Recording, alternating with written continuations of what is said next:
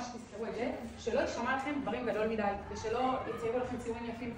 אני, הקושי שלי כל השירות היה להאמין בעצמי. וואלה, עד היום, להגיד, וואלה, אני מסוגלת. אני השתחררתי החלטתי, אני רוצה סרילנקה, אני רוצה יפן, ואני רוצה להקים עסק. זה ביטחון שלמדתי להאמין בעצמי, במלא חרא. עכשיו, איפה כל הבעיה? שאנשים לא נותנים לעצמם את הקרדיט, והנה, כתבתם חלומות, אז מה מפריע לי? וואלה, בא לי שתאמינו.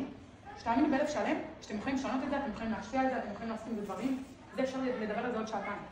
בא לי באמת שתיקחו את זה, שכל דבר שנראה לכם גדול, מסובך, קשה מדי, איזה בגרות גדולה מדי, רישיון נהיגה שאתם מנסים, תפרקו את זה לדברים קטנים, תפסיקו לחשוב שזה גדול מדי ופשוט תעשו את זה.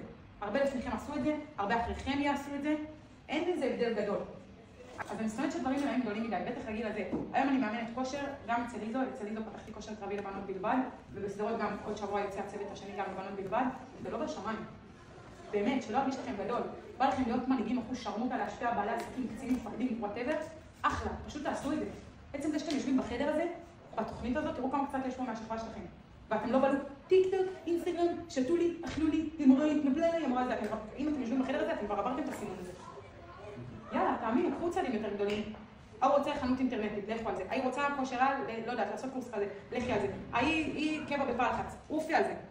אופי, אין סיכוי משהו יעצור אותך. אם את רוצה ואת ככה, אין סיכוי משהו יעצור אותך.